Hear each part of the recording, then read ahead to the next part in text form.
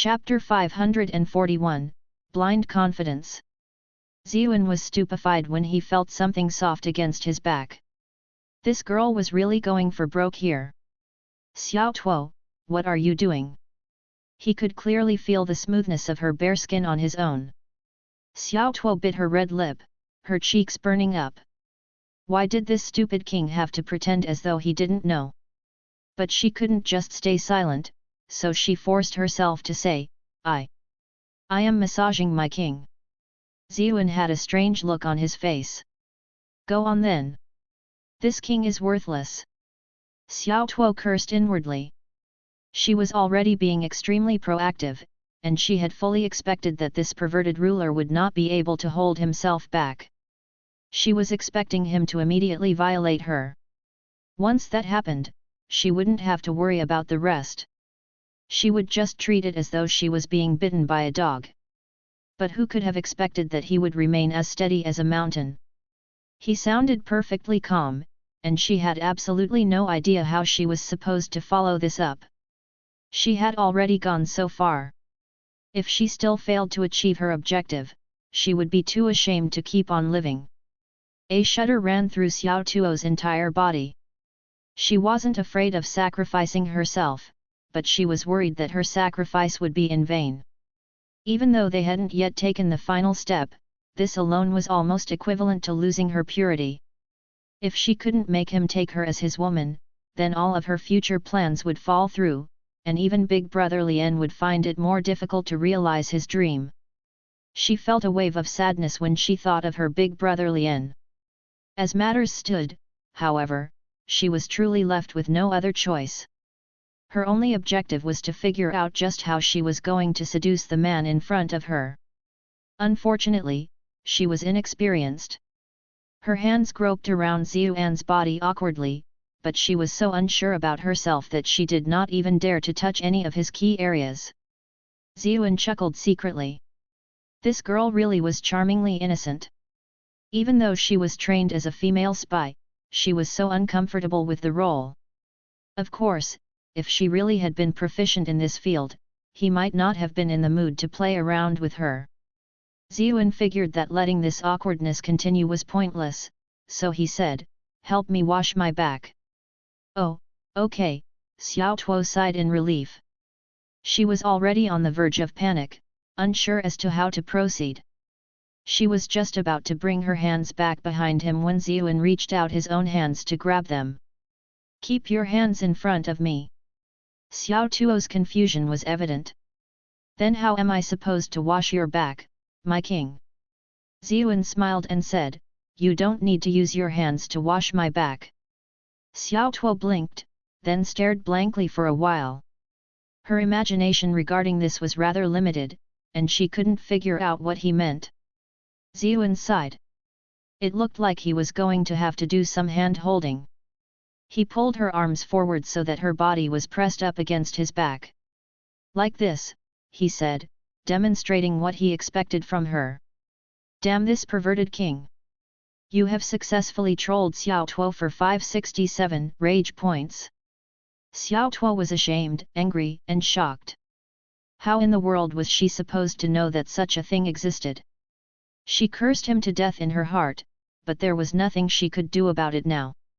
She could only wash his back in this manner, trembling all the while. Her entire body shuddered as soon as she'd made contact with him, as though electricity had coursed through her body. For a pure young lady like her, such a shock was just too much for her body to handle. Ziyuan closed his eyes, reveling in the comfort. Being an emperor really was great.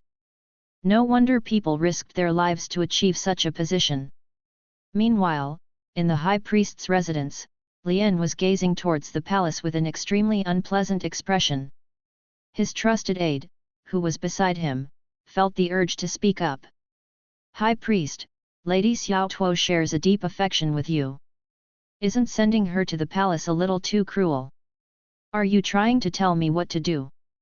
Lien turned around, shooting him a ferocious look. The trusted aide immediately lowered his head. "This humble one doesn't dare." Lien snorted dismissively. Those who wish to achieve greatness do not bother about the small details. I will remember her achievements, and I definitely won't mistreat her in the future. She will have her place in the chamber of imperial concubines. The trusted aide scoffed secretly. Didn't you tell her to her face that she was going to become the empress? Now, though, it seems she's only going to become a concubine. He considered his thoughts silently for a moment, but felt compelled to speak again. That girl is kind-hearted by nature. Lady Xiao Tuo has remained pure all this while, ever since she was young.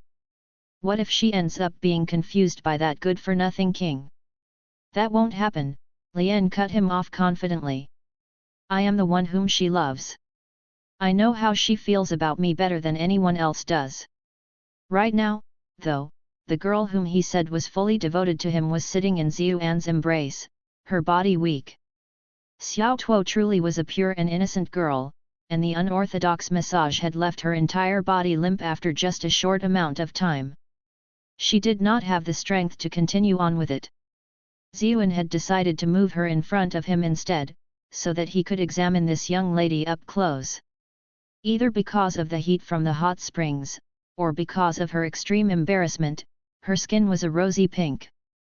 There was a special charm to her innocence, and she was truly a sight to behold. He chuckled when he sensed something odd about her.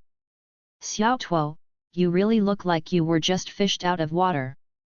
Xiao Tuo was stunned. Wasn't I just inside a hot spring earlier? Of course I look like I just got out of water. However, she soon realized what he meant, and she somehow grew even redder. The powerful aura of a man being this close to her was too much. She sighed inwardly, and then acknowledged her fate. My king, please have pity on me.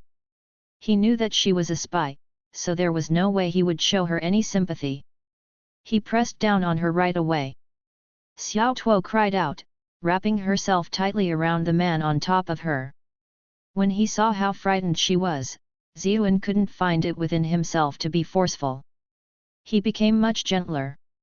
After what seemed like an eternity, Xiao Tuo gradually woke up, to see that she was already lying on a bed. There was even a thin blanket covering her.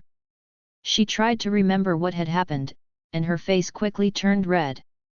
When she had planned out what to do earlier, she had decided that it would be better to pretend to moan a few times just to please him, and satisfy the man's desire to conquer a woman.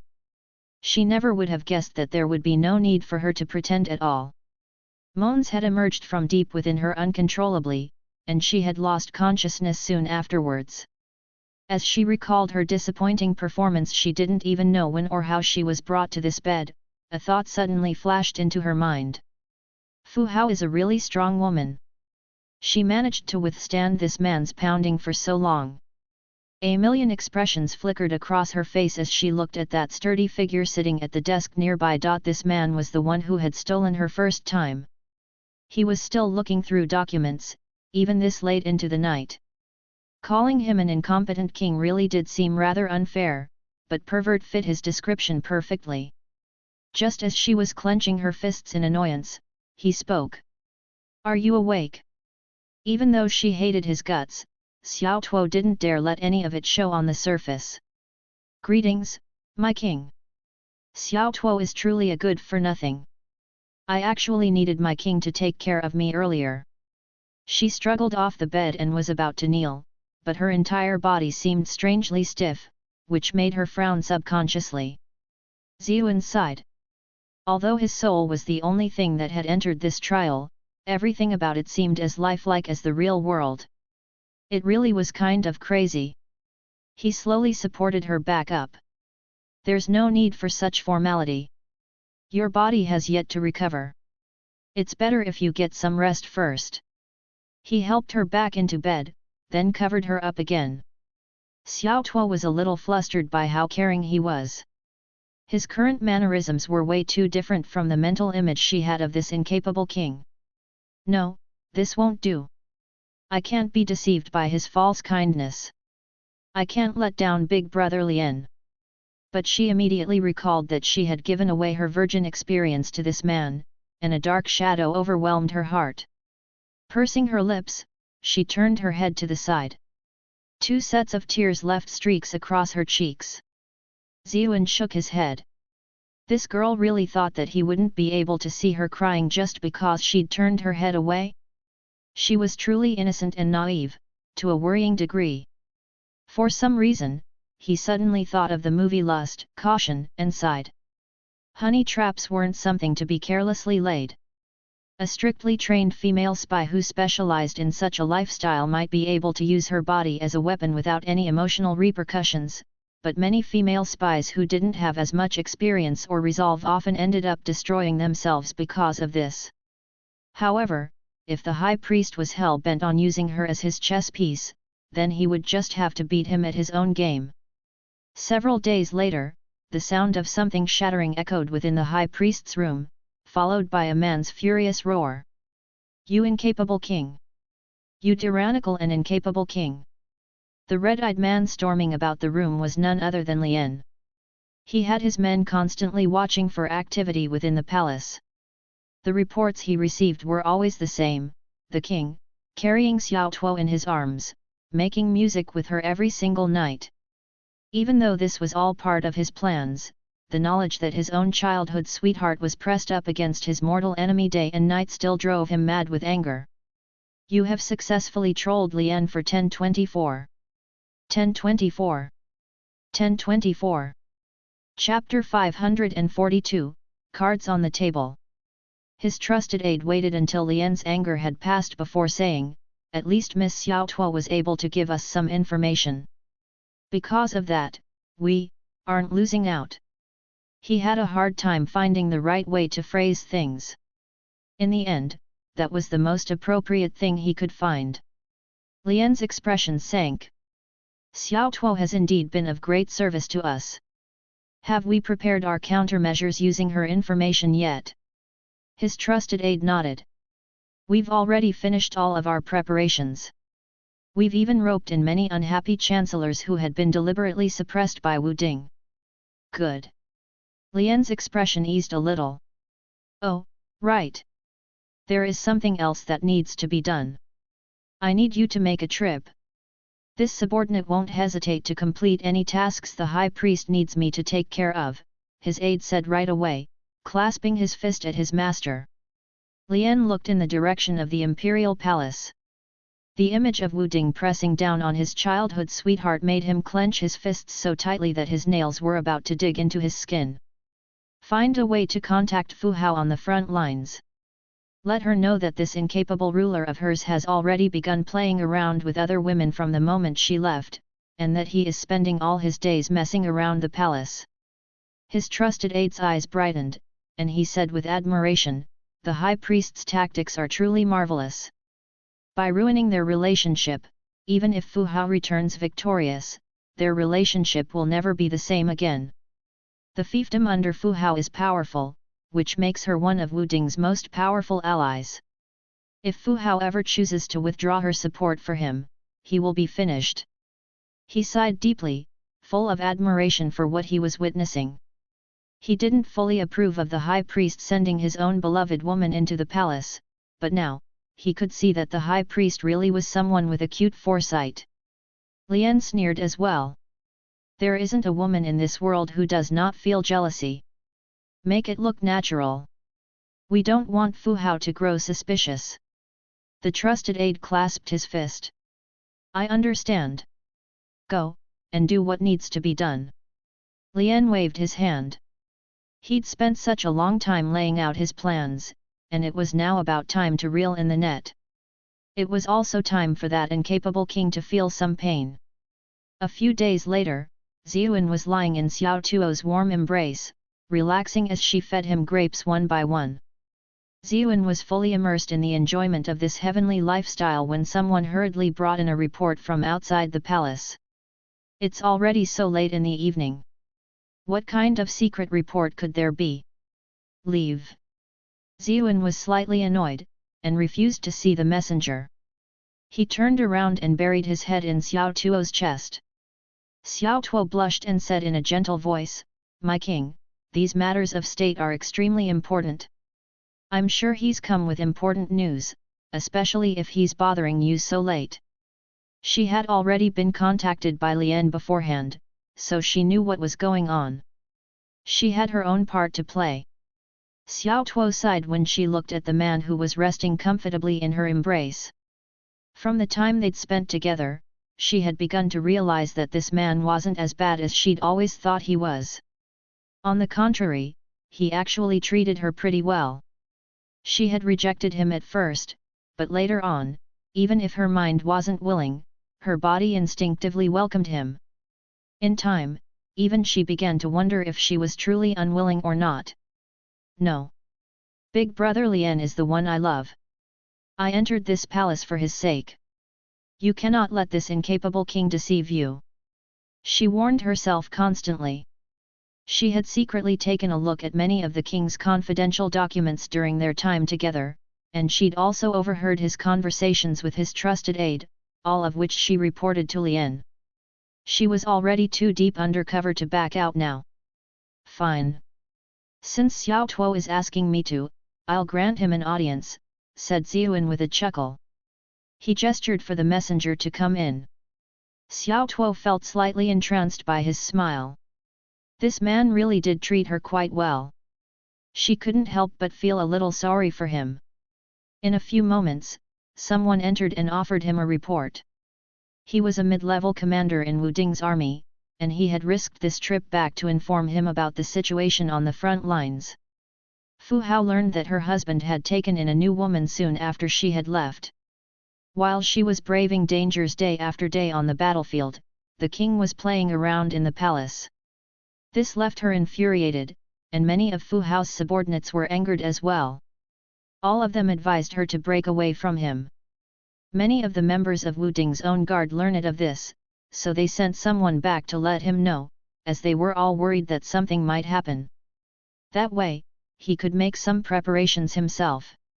The best countermeasure would be to send another general to take her place before she truly made her decision to rebel. After listening to the report, Ziyuan's expression grew thoughtful. He tapped his finger lightly against the table. Xiao Tuo immediately rushed over and knelt down. My king, this is all Xiao Tuo's fault. I've ruined your relationship with the queen. Please, send me to the queen and let her punish me. Ziyuan's eyes grew cold when he heard what she said. She claimed to be begging for forgiveness, but in actuality, she was offering herself up as living proof of the discord between the king and queen. If it hadn't been him and Pei Mianman playing the roles of the king and queen, she might have truly accomplished her objective. He turned to look at the commander. Are you certain that you heard the queen voice her thoughts of rebellion? The queen has not expressed any clear attitudes on the matter yet, clarified the commander. However, she is clearly uncertain, and her aides are inciting her against you. Respectfully, she might point her spears at you at any time.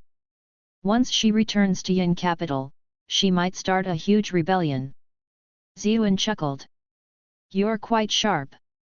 You knew that I wouldn't believe you if you said that the queen is rebelling. Instead, you worded your statement ambiguously to make me second-guess myself. The commander stiffened, and Xiao Tuo frowned as well. Things did not seem to be going according to plan. Someone drag this liar away and have him executed, commanded Ziyuan. According to the customs of the Shang dynasty, it was well within his rights to turn this man into a human sacrifice as punishment. However, Ziyuan could not stomach such a decision, so he decided to let him have an easy death instead. In a flash, two tall guards entered the room. They each grabbed the commander by an arm and took him away. I am being wronged, my king. Everything I said was true. The man struggled frantically, but there was no way he could break free. Ziyuan couldn't be bothered with him anymore. Instead, he marveled at the cultivation of these palace guards. That officer was quite strong himself, yet he was less than nothing before those two guards. The skeleton warrior that had been guarding the gate seemed to share a similar build as them. No wonder it had been so ferocious. The commander's anguished voice gradually faded, and the palace became quiet once more. Xiao Tuo's expression was pale. She couldn't help but say, my king, why did you have him put to death without even investigating if what he said was true? What if all the things he said really did happen? Also, if you sentence him to death straight after he rushed back from the front lines, wouldn't that decrease the morale of our loyal soldiers? There is no way what he said is true, Ziyuan replied indifferently. I trust the Queen, just as I know the Queen trusts me. There can be no betrayal between us. What kind of joke was this? He knew exactly what kind of relationship he and Pei Myanman shared. To a certain degree, they were both tourists in this world.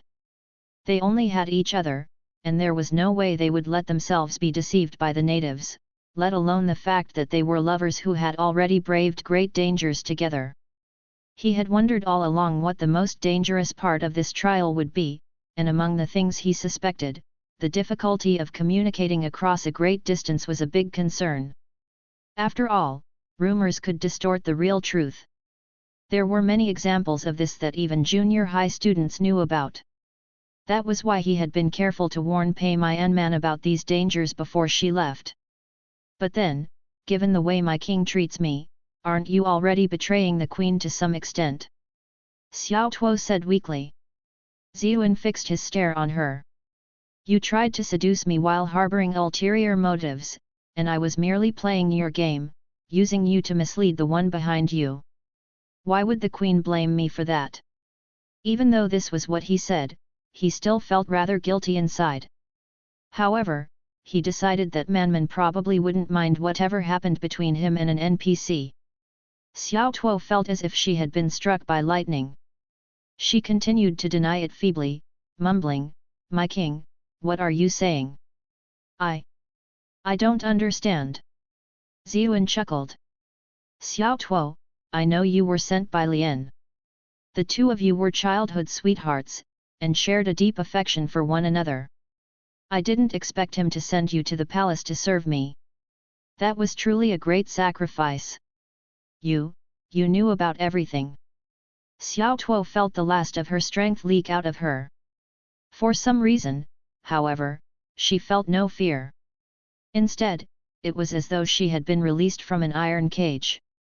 That's right. I knew from the very beginning. Ziyuan walked over to her and looked at her.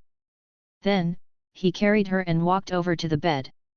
Xiao Tuo finally snapped out of her daze, and began to struggle frantically. No. Let me go. Ziyuan's voice was icy cold. You've already served me many times. The two of us were practically glued together. Why are you suddenly behaving like this? That was different. Xiao Tuo began to sob. She could numb herself before with the thought that it was all for the sake of her mission, and that it was all part of her lover's plan. Now that everything had been exposed, however, how could she continue to remain with this man? Chapter 543, A Crumbling Heart. What's different? Ziyuan carried her to the bed and sat down. He didn't go further.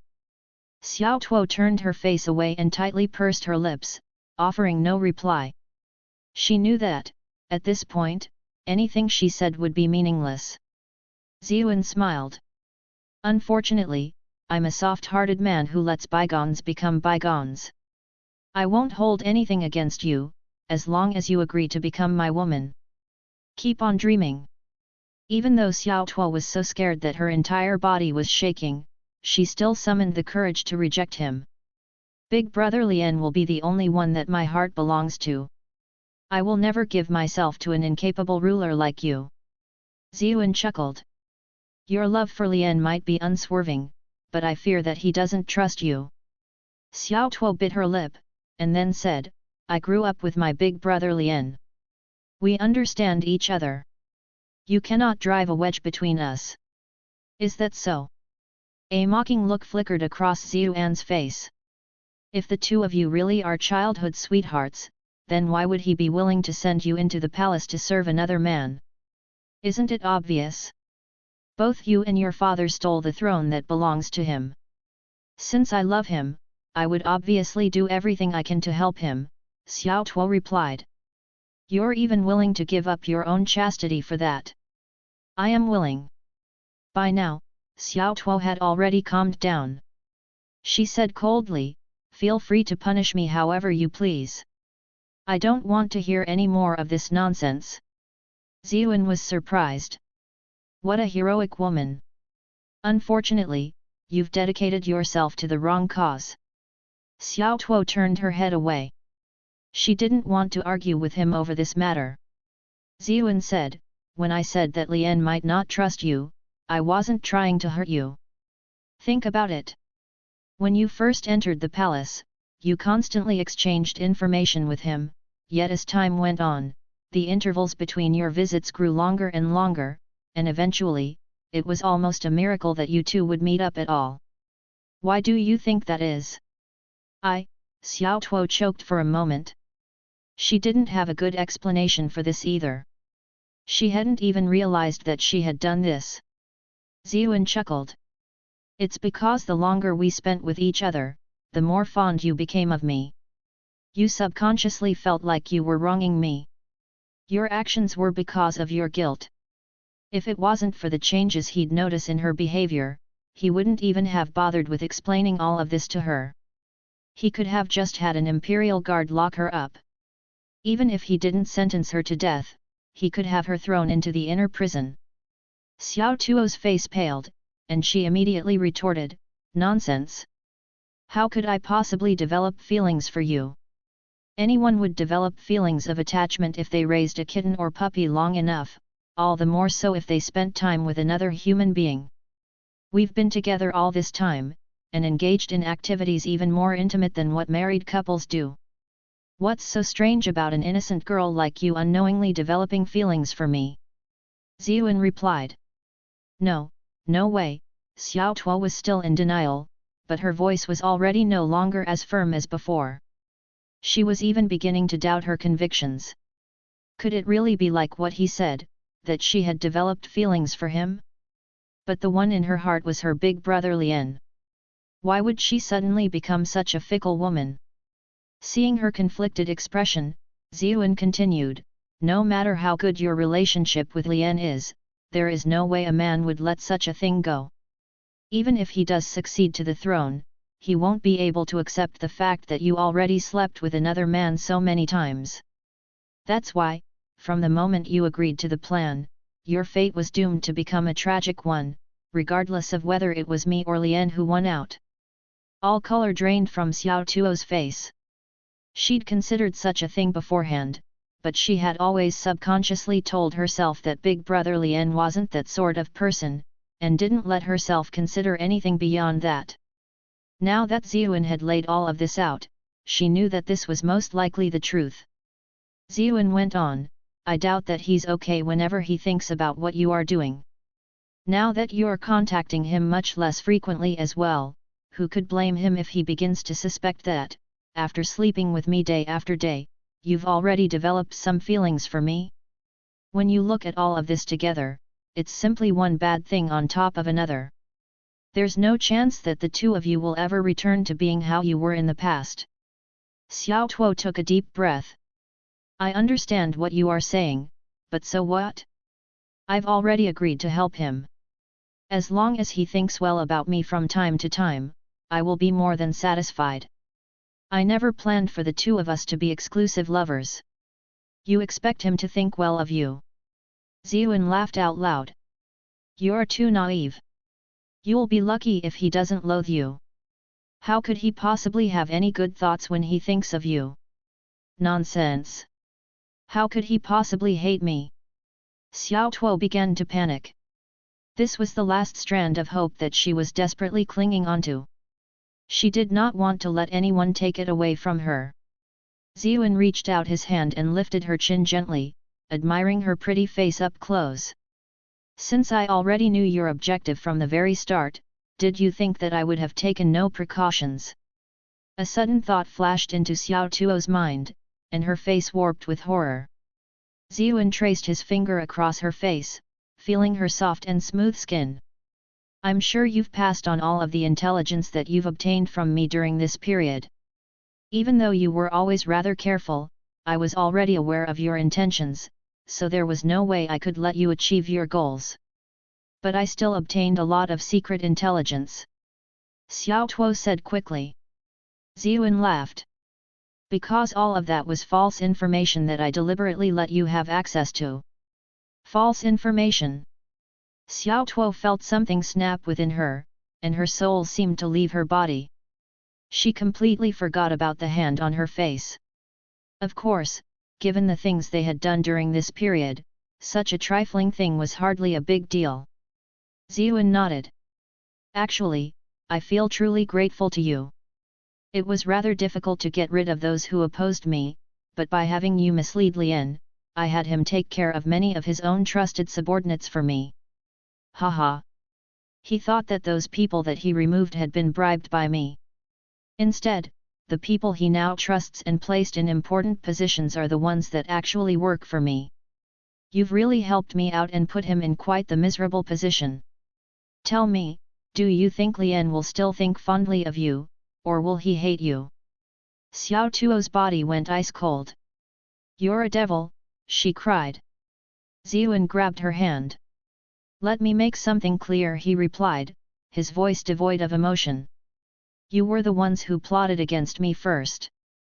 Who is the real devil here? Xiao Tuo's face went blank, and her entire body went limp. She began to sob. The last of her faith had crumbled, and she finally realized that everything she had stood for was a joke. She had given up her own purity and happiness, and ruined all of Lien's dreams in the process. All of this was just too much for her to take. The man in front of her showed her no mercy, his fiendish voice continuing to batter her ears. Once he realizes all of this, and he associates it with the grievance he has already been feeling all this while, his first thought will be that you somehow developed feelings for me, which will lead him to think that you betrayed him. He will believe that you plotted with me to fool him. No, he won't, Xiao Tuo mumbled, frantically shaking her head. However, she knew just how powerless her words were. Why are you telling me all of this? Is it just so you can humiliate me even more? Xiao Tuo looked at him, her eyes brimming with tears. Ziyuan looked back at her, then reached out a hand to wipe away the tears dripping down her cheeks. It's because I want you. You've already had me all along. Xiao Tuo screamed. He had already toyed with her day and night. Don't tell me he's still not satisfied. Ziyuan shook his head. No, I haven't. Xiao Tuo was stunned. She was confused at first, but she slowly understood what he meant. He did not only want her body, he wanted her heart as well. She sneered. Do you think it's even possible? Ziyuan said indifferently, if it wasn't because of the changes I'd seen happen in the way you treated me, as well as the hesitation and doubt you subconsciously felt whenever you leaked out information, I wouldn't have even bothered to say so much to you. Xiao Tuo stayed silent. Could I have unknowingly? Ziyuan continued, there's really no need for you to feel sympathy for someone who uses his lover's body to achieve his goals. Besides, putting aside your feelings for now, you still have your family and the people of the Tuo state to worry about. Do you truly wish for all of them to be chopped up into mincemeat and offered as human sacrifices just because of their relationship to you? Xiao Tuo's entire body began to tremble. You really are a devil after all. Ziyuan shook his head. I'm not saying all this to threaten you. You need to understand that, more often than not, decisions are not left up to the king alone. When it is time for Lien to stand accountable for his deeds, the court officials will examine both you and your family and the people within your state. This isn't something I can dismiss with a wave of my hand, even if I wanted to. If I did so, our entire country would be thrown into disorder. I'm only telling you this because I want you to choose a path that actually benefits yourself. Only if you willingly give yourself to me can I convince everyone that everything you did was a part of my plan. Only then can you, your family and the people of your state avoid that bitter ending. When he saw her blank expression, Ziyuan lowered his head to kiss her cherry-colored lips. Xiao Tuo subconsciously reached out to push him away, but her hands froze midway. Ziyuan smiled. He interlocked his fingers with hers, and then he carried her to the bed. Xiao Tuo's heart began to pound. Even though she had embraced him intimately on many occasions over the course of this period, for some reason, she felt extremely nervous. She might have been even more nervous than the first time. She knew that, this time at least, her heart was awash with contradiction and hesitation. Chapter 544, Testing the Heart. While she was hesitating, she suddenly felt a familiar feeling, and she instinctively embraced the man in front of her. Noticing her subconscious actions, Xiao Tuo finally acknowledged her fate. It seemed that even her body was accustomed to this man. "Look at me!" a voice ordered beside her ear, which brooked no questioning. She wanted to turn her head away, but Ziyuan turned her head right back. Xiao Tuo felt extremely helpless as she caught sight of the satisfied smile in his eyes. As they continued to gaze deeply into each other's eyes, though, she suddenly felt a spark of tenderness blossom within her. Even though it was faint, she knew that her actions were no longer a result of sticking to a mission. After goodness knows how long, Xiao Tuo found herself huddled within Ziyuan's embrace, looking at him quietly. He was already fast asleep. Even though Xiao Tuo was also exhausted as well, her mind was currently in a mess, and there was no way she would be able to follow suit. Thoughts constantly raced through her mind, and as she observed them silently, she suddenly grew surprised. She noticed that her head was mostly filled with thoughts about this king and that she rarely thought about Lian at all. Xiao Tuo looked at the man next to her, a complicated expression on her face. Could she really have developed feelings for him? In the end, however, her exhaustion won out, and she gradually drifted off into the land of dreams. As she was dreaming, her brow furrowed, and her expression clearly mirrored her inner panic. She subconsciously moved closer towards Ziyuan. Only when she felt his body's warmth and sensed his heartbeat did she gradually calm down. When Xiao Tuo awoke the next morning, she discovered how closely she'd curled up against him as she slept, and her face grew bright red. She hadn't expected to be so attached to him even when she was sleeping. As she stared at his face angular and strong, as though sculpted by a master, she blushed. This incapable king is pretty good looking, I guess. Her mind drifted off, absorbed by its own thoughts. Whenever she was with Lian, she found even breathing difficult, and most of her memories with him were filled with bitterness and suffering. Yet her memories of her time together with this man were much sweeter. Why was that? Could this be what love really felt like? I've heard that if one stares at someone for more than 15 seconds, you will fall in love with them. You've been staring at me for quite a while. Ziyuan's teasing laughter echoed through the room. Xiao Tuo's heart skipped a beat, and she recoiled away from him. You were already awake. I woke up when I heard a certain someone's heartbeat speed up. Ziyuan pulled her slender waist straight into his arms. We're already a couple, there's nothing to hide. A couple, a trace of warmth seeped into Xiao Tuo's ice-cold heart.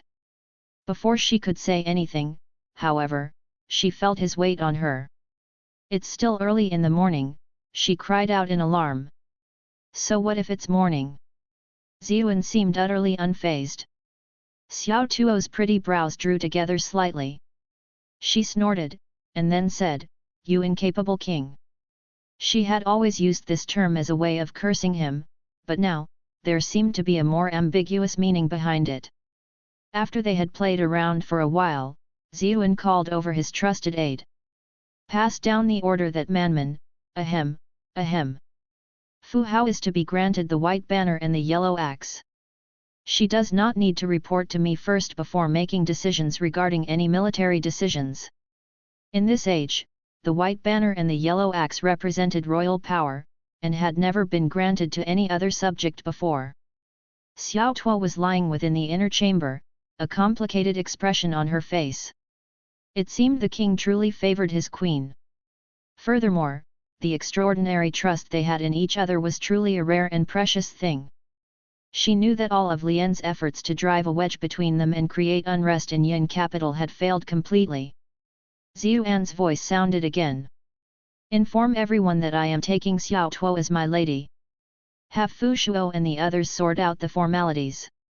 In the Shang dynasty, the term lady was synonymous with concubine. Xiao Tuo was well and truly shocked. She had always assumed that she was nothing more than a toy to him. After all, she had entered the palace with ulterior motives, and she had accepted that this alone was to be her fate. However, he had now acknowledged her as his lady. In the future, no one could treat her as a maid anymore, and had to greet her respectfully as Lady Tuo instead. Even though she wouldn't have as much authority as the queen, the difference was not terribly significant. A sudden thought struck her. Even if Lien really had succeeded, this would be the best fate she could have been granted. She was never a stupid girl. She knew that, by serving Wu Ding in the manner she did, none of the court officials would have ever agreed to her becoming the queen, even if Lien did not mind it. Becoming one of his concubines was already the best she could have hoped for. What would have happened if Lien truly held her actions against her? She had grown up with Lien, and she understood his temperament perfectly. She had just chosen not to think about this issue too deeply. However, having listened to Xiuan's analysis the previous night, she knew that he was correct. There was nothing good waiting for her if Lien had succeeded. Now, Lien had absolutely no chance of success, and both her family's lives and those of the people in her state were hanging on her decision. She saw Xiuan return to the inner chamber, and her expression grew complicated. "My king, Xiao Tuo doesn't deserve such honor. I feel too ashamed to accept this. Please rescind that order," she said. The king truly treated her well, but the more he did so, the more guilty she felt. Xiuan laughed heartily. "A king cannot go back on his word so easily. Since I have already granted it to you, all you need to do is to accept it. Of course, if you feel that you haven't done enough to earn it, there is something you can help me with." "Something that I can help with?" Xiao Tuo was bewildered. She couldn't think of anything that the king couldn't do himself, but had to rely on her for. Xiuan handed her a bamboo slip. "Pass this on to Lien." Xiao Tuo was shocked. She could read his intent even without looking at the contents. "No, I cannot harm him. My king, I will serve you with everything I have, but please do not make me personally do something so cruel." Even though she had given Lien some false information, she had only done so out of ignorance. Now that she knew that this was false and harmful information, how could she bring herself to deceive Lien? Xiuan smiled and said, "What's wrong? You still can't forget about him." Xiao Tuo remained silent. How could she let go of her childhood sweetheart so easily? Xiuan said coldly, "Xiao Tuo, there are times when we have to do things we don't want to. If you don't do this, how will I ever be able to trust you completely?" Xiao Tuo bit her lip. She knelt in front of Xiuan and begged for forgiveness. "Xiao Tuo knows that there is no way I can gain my king's trust, but I cannot do anything to betray Big Brother Lien either. My king, please grant me death." "You cannot do anything to betray Lien." Xiuan laughed. "Haven't you already done so several times last night?" Xiao Tuo immediately blushed a bright red. She had slept with Xiuan before for the sake of her mission. Lien had been aware of it as well, which was why she was able to keep her conscience clean. However, with all that had happened last night, she had abandoned her mission and romped around with the king. To a certain extent, she had already betrayed Lien. Xiuan continued, "How about this? Let's make a bet. Pass this information to Lien. If he trusts you and acts according to this piece of intelligence, then I will never force you to do anything again. I'll even let you leave the palace and return to his side." "Really?" Xiao Tuo felt an initial burst of excitement when she heard this, but when she realized that this meant that she would be completely separated from Xiuan, she hesitated. "I'm not done yet." Xiuan's tone changed. "If he doesn't trust you and doesn't act according to the information, then from today onwards, you will forget your past and fully devote yourself to me. What do you say?" Xiao Tuo's mouth fell open.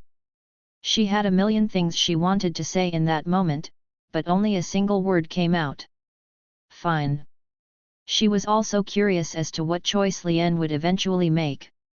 Ziyuan smiled when he saw Xiao Tuo processing the possibilities. He had never truly expected Xiao Tuo to have abandoned Lien completely. If she had agreed to it without any hesitation, Ziyuan would not have been pleased. After all, how could he possibly trust a girl who would betray her childhood sweetheart so easily? However, having her past lover on her mind was not ideal either. In fact, it would make it even harder for him to trust her. As such, he decided upon this method of dealing with her. Even though Xiao Tuo was full of hope, he knew that there was only one possible conclusion. The heart is best not tested. Chapter 545, The End. Xiao Tuo passed on the information as planned. She had never been so nervous about her future before. Unfortunately, no matter what she desperately wished for, the outcome of the test was obvious. Ziyuan's suspicions were spot on. Jealousy had already cost Lien most of his reason. As information from the palace lessened and grew more infrequent, he couldn't help but begin to doubt Xiao Tuo. Then there was news from the palace that Xiao Tuo had been granted the status of lady, which silenced him completely. He knew that even if he ascended to the throne, that was the most he would be able to offer her. Now, Xiao Tuo had chosen this time to pass him new information, but how could he dare to trust it? He tossed the information straight into the trash. Xiao Tuo waited anxiously for 3 days, but there was no response from Lien at all. All of her expectations gradually sunk into the abyss. At the same time, though, she felt a sense of relief rising within her. If he really acted according to the information she'd given him, she wouldn't have known how to face him. Of course, all of this took place in her subconscious, and she was not truly aware of these thoughts or feelings. Ziyuan, on the other hand, had already known that this result was inevitable. In reality, he had broken down her inner defenses a while ago, and only went through all of this trouble just to make it easier for her to accept reality, and to give her a reason for her to convince herself of the truth. Ziyuan stopped behind her and gently wrapped his arms around her soft body. It's already past the agreed time. Are you convinced now? Xiao Tuo sighed. She made her decision and turned around. She bowed towards him. My king, from today on, Xiao Tuo will be fully devoted to you. I give my everything to you. Ziyuan chuckled. Pretty words are often not enough. Actions speak much louder. Xiao Tuo looked at him with annoyance, and a shy yet charming expression glistened within her eyes as she slowly knelt down. Ziyuan's breathing immediately sped up. Even though the two of them had spent so much time together and tried all sorts of things, he had never seen her be so proactive. He had known that she was a spy all along, so he did not hold back, and taught her many ways of pleasuring him. Back then, even though Xiao Tuo hadn't objected to what he'd put her through, she couldn't hide the shame in her eyes, nor prevent him from reaping the rage points that she directed towards him. He'd been quite nervous about letting her do such things before, because he was afraid that she had given up hope, and was willing to do anything to get revenge. Even though only his soul had entered this trial, if it really was bitten off, there was no guarantee that his real body wouldn't also be affected. This left him walking a tight line between ecstasy and anxiety. This time, however, it was completely different. She showed no hint of resentment. Instead, she was gentle and caring. This was the final act that made Ziyuan believe that she had come over to his side. However, he suddenly saw a line of tears flowing down her cheek. Frowning, he helped her wipe them away and asked, "Are you still thinking about the past?" Xiao Tuo sniffled, took a deep breath, then shook her head. These tears are my final farewell to the past. Ziyuan's heart welled up with sympathy when he heard these words. He took her into his arms, and then he walked towards the inner chamber. The atmosphere within the room gradually heated up. Once Xiao Tuo switched allegiances, everything else followed along naturally. Ziyun had already used false information to eliminate all of Lian's men around the capital. Lian was now completely alone. He only had several family members left, and was surrounded by spies sent by Ziyun. Dealing with Lian's power base should have been extremely difficult. Not only was he the high priest, he was the son of a former king as well, and had a considerable amount of power. However, Xiao Tuo was familiar with the resources at his disposal. With the information she provided, taking them down was a walk in the park. When he had taken care of these matters, news finally arrived that Pei Mianman had been victorious. The Qiang faction had suffered such a severe defeat that they had no chances of threatening the Shang state anymore. When Pei Mianman returned with the army, Ziyun personally set out with the court officials to greet her outside the city. All of them agreed that such a move was appropriate. Not only was the king showing his love for his queen, such an act would also be a huge boost to the public's morale. Only Ziyun himself knew that he was doing this mostly because he missed Pei Mianman. She had already been gone for several months. If it wasn't because he had a lot of things to take care of within Yin capital itself, he might have already run off to join her on the front lines. Soon after they set out, an army appeared on the horizon. The one leading them rode on a white steed, and was dressed in beautiful golden armor. In the radiance of the morning sun she shone like a divine goddess. The queen really is pretty. She is probably the number one beauty in our great Shang state. She isn't only our number one beauty, she is also the number one war goddess. Her chest really is massive, though. Do you want to die?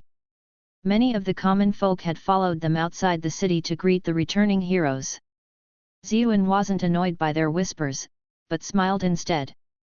This was also his first reaction upon seeing Pei Mianman again. They had been separated for so long, and she was already his woman. He was in a good mood, so he didn't mind their comments.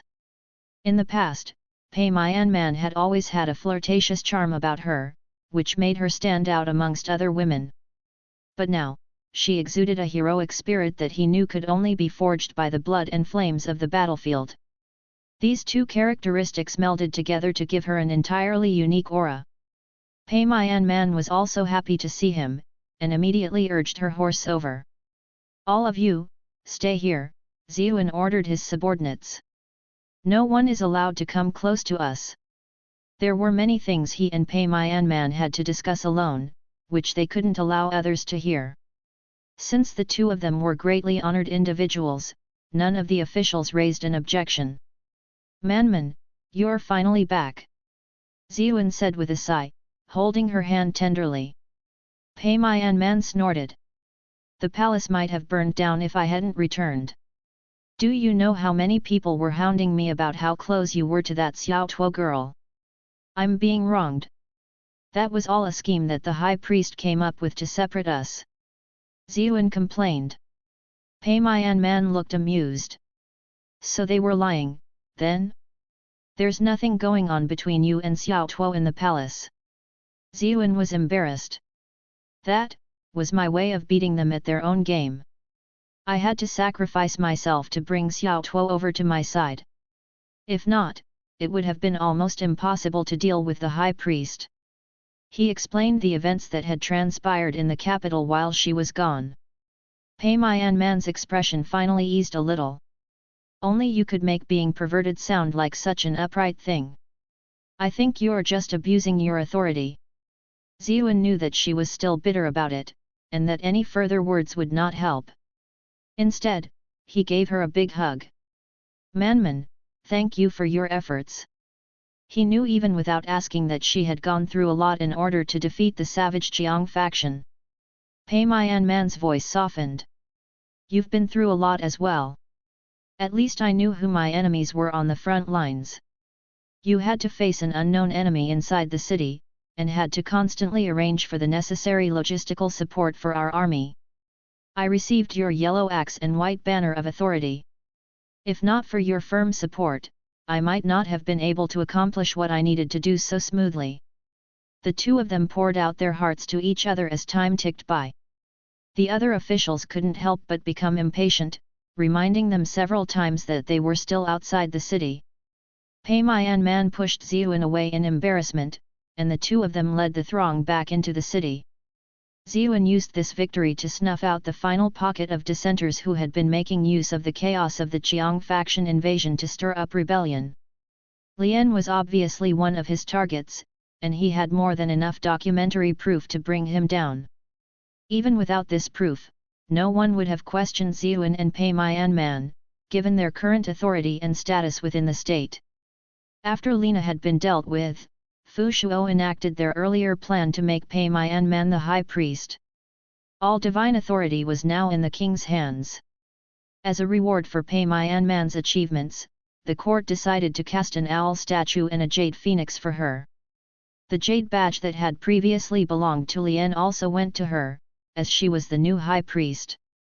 The two of them could both feel the qi flowing through these three articles, which had meticulous formations engraved on each of them. Every single artifact was unique and exceptional, and would have been considered priceless treasures in the real world. Unfortunately, only their souls had entered this trial, and there was no way for them to extract these items into the physical world, so they didn't grow too attached to them. They had defeated the invading enemy from without, and quelled the dissent within. This should be enough to satisfy the requirements of the trial, right? However, the sun continued to rise in the east and set in the west. As the days passed one after another, they still did not see any sign of the trial ending. Chapter 546, Buried in Work. One after another, the days passed, and the two of them grew more and more restless. Even though they were the king and queen of this dynasty, they both knew that this was not the real world. Pei Mian Man finally couldn't stand it anymore. Ziyu, what is going on? She asked Ziyuan, dragging him away from Xiao Tuo in the process. Afraid of her status as the queen, Xiao Tuo did not say anything. Ziyuan was rather embarrassed. He put his clothes on and said, I have no idea either. I suppose it's no wonder those past trial participants never succeeded either. I thought that it was because they were too dumb, but it looks like I've underestimated those heroes. He had managed to expose Xiao Tuo as a spy and root out the hidden boss, the high priest Lien, and he shared an exceptional bond of trust with Pei Mian Man. All of this had made him extremely cocky. Now, however, it dawned on him that there surely were other stunning candidates who had participated in this trial before. It wasn't unreasonable that some of them would have gotten this far as well. Then what should we do now? Pei Mian Man asked nervously. Ziyuan's tone grew serious. I've been thinking about this issue constantly these past few days. We must have overlooked something. We have to carefully go over the details of what happened, and see if we can figure out the key to this trial. This kind of open-world trial really was a pain in the ass, since it gave him no clues as to what he was supposed to do. He had to dig up every bit of information on his own, and he wasn't even given any feedback as to whether he was doing well or not. Pei Mian Man bit her lip, her voice clouded with worry. Won't this be extremely dangerous for our real bodies outside the trial, though? We've already spent a few months in the trial. Who knows? An ordinary person would have died a long time ago without sustenance. Even though the bodies of cultivators were tougher, there was still a limit. Ziyuan replied, I'm not too worried about that. If my suspicions are correct, the flow of time inside this trial should be different from outside. A few months in here might only be an instant outside. If this weren't the case, this trial would be impossible to complete, and that would render it meaningless. To borrow a phrase from ancient mythology, a day in the heavens above is a year on earth. It wouldn't have surprised him in the least if time flowed differently in different worlds. Pei Mian Man was calmed by his words. Even so, we can't stay here forever. Ziyuan frowned and said, I've gone over everything that's happened so far, but I don't think I've overlooked anything. A sudden thought occurred to him, and he quickly turned Pei Mian Man. Tell me everything that happened in your battle against the Qiang faction again. Don't leave out on even a single detail. Since this was a joint trial shared by both a man and a woman, whatever happened on her end would also be vital. Didn't I tell you exactly what happened already? Pei Mian Man grumbled, but she still went on. Those Jiang people were quite tough, and every single one of them was courageous and battle-hardened. However, their civilization lagged behind ours in terms of technology. We had war chariots, and made use of formations as well, while they fought more individually. Even so, they were still quite valiant. We were trapped and surrounded during one of the battles, but fortunately, a nearby tribe rushed over to help us. That was why we were able to defeat the Qiang faction. A tribe? Ziyuan was surprised. Do you know which tribe they are? Pei Mian Man's brows furrowed. I believe they called themselves the Zhou tribe.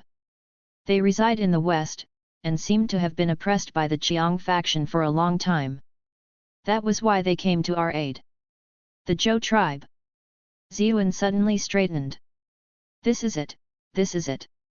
The Shang dynasty was wiped out by the Zhou dynasty.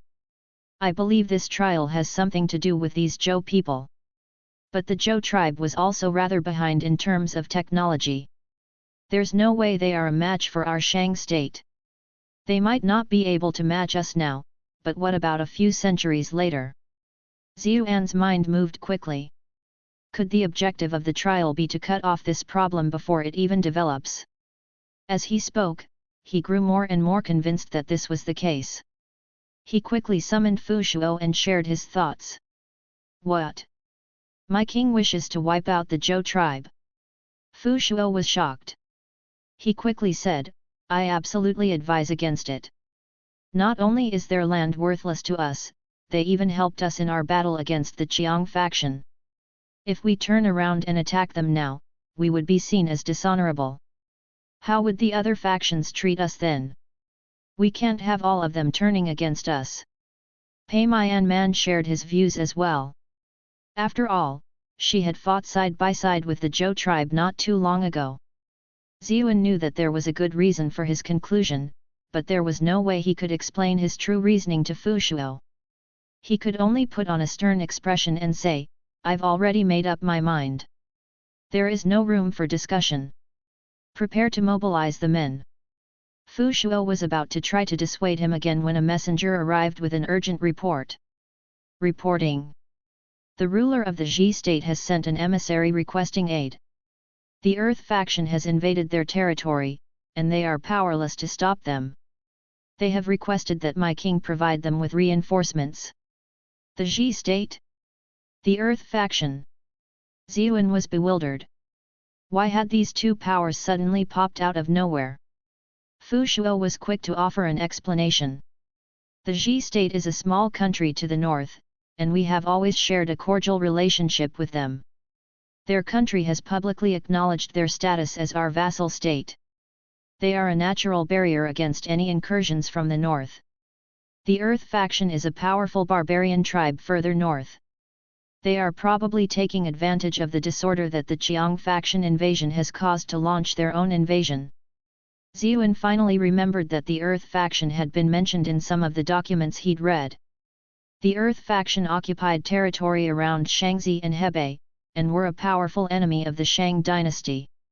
He hadn't paid them too much attention earlier on because he didn't think they had much to do with his trial. Even now, he did not believe that these factions were related to his trial. He could send any random military officer to aid them, while he maintained his focus on the west, and the Zhou tribe. However, Fu Shuo and all the other court officials opposed this plan. We cannot do this. The Zhou tribe is weak, and does not even border our Shang capital. Attacking them makes no sense, and will instead turn the rest of the states against us. We must focus on the Earth faction. They are at least as strong as the Qiang faction. Once they break through our northern defensive line and march south, our great Shang state will be in huge danger. Ziyuan was stunned. Was the threat they posed really that serious? As they deliberated, more emissaries showed up one after another, all hailing from the Ji state, with each message sounding more urgent than the last. It was easy to see how precarious the situation in the north had become. Pei Mian Man pulled Ziyuan to the side. Ziyu, if the Shang state is wiped out, wouldn't that spell the end of the trial? Of course. Ziyuan knew what she was trying to say. The Shang people had set up this trial. If he let the Shang state be destroyed by the Earth faction, then he wouldn't have to worry about the Zhou people at all. All of it would be over right there and then. Faced with no other choice, he decided to destroy the Earth faction first, and then find a chance to deal with the Zhou people afterwards. The court officials were overjoyed, and praised him for being wise and brilliant. Ziyuan wasn't in the mood for idle chatter. He immediately gathered all of the chancellors to discuss military strategy. The more mundane matters were easy enough to handle, but the key was to elect a leader for the troops. All the chancellors threw their weight behind the queen. After all, she was held in such high esteem, and she had already proven herself in the battle against the Qiang faction. There was no one more qualified than her. Ziyuan's head began to ache immediately. He obviously didn't want to be separated from Pei Mianman again, and neither did she. However, the two of them examined the situation carefully, and concluded that this might be yet another part of the trial. In the end, Pei Mianman took the initiative to volunteer. As for Ziyuan, he had to remain behind in Yin capital. It hadn't been too long since he'd dealt with the high priest, and several of that traitor's old subordinates were still in hiding. If he left, the capital might descend into chaos. Moreover, while the strength of the army and its generals were essential for war, so were the setting up of supply lines and other forms of logistics support. Victory and defeat hinged on the robustness of these logistics. Only with Ziyuan taking care of the logistics in Yin capital would Pei Mianman be able to wage this war without undue amounts of stress. This whole situation left Ziyuan feeling rather strange. Everyone was used to hearing about the man going out to work while the woman managed the household chores, but in this case, the roles had been completely flipped. Despite this, he did not object to it, since it was what the trial demanded of him. He did not want his pride to get in the way of their goal. Having experienced the war with the Qian faction, both Pei Mianman and Ziyuan were clear on their roles and responsibilities. 3 months later, Pei Mianman returned victorious. Ziyuan thought that they could now turn their attention to the Zhou tribe, but not a moment had passed before the ruler of the Tang state pleaded for help. This time, it was the Eros faction, invading across the northern banks of the Yellow River. When they had finally dealt with the Eros faction, the even more powerful Ghost faction marched across the Mongolian plateau to challenge them. Ziyuan and Pei Mianman were completely overwhelmed, and could not spare a moment to deal with the Western Zhou tribe. Chapter 547, Dream, or Reality. Ziyuan stiffened when he heard the name Eros faction. Why the hell would a people choose such a name? This word had an entirely different meaning in his previous world. The Eros faction was a nomadic group who roamed modern-day Inner Mongolia, around the Great Bend of the Yellow River. They were slightly weaker than the Qiang faction, but were certainly no pushovers. Pei Mianman led her soldiers to battle again, and it took a long time for her to finally repel their advance. Unfortunately, this was all they could do. These nomadic tribes were mobile and adaptable, and although fighting them off was relatively easy, wiping them out was almost impossible. From time to time, these nomadic factions came back to attack them, forcing Pei Mianman to lead the troops and put out the fires. Ziyuan couldn't stand these long periods of separation, and began to select officers from among the court to take over Pei Mianman's role. These years of constant battle were the perfect stage for these officers to showcase their talent. Ziyuan ended up promoting Bird, Feather, Elephant, Sparrow, and many others to higher ranks. He mocked them in secret even as he promoted them. These ancient people really were absolutely terrible at names. What kind of names were these? It sounded as though they were raising chickens or something. Out of all these promoted officers, one of them stood head and shoulders above the rest, Ye Zhang. It was none other than the dried-up corpse general in the tomb who had guided them to this trial. He was originally the young master of the Zhang clan, which was to the south. The Zhang clan served Shang, which was why he had been sent to Yin capital and given an official post.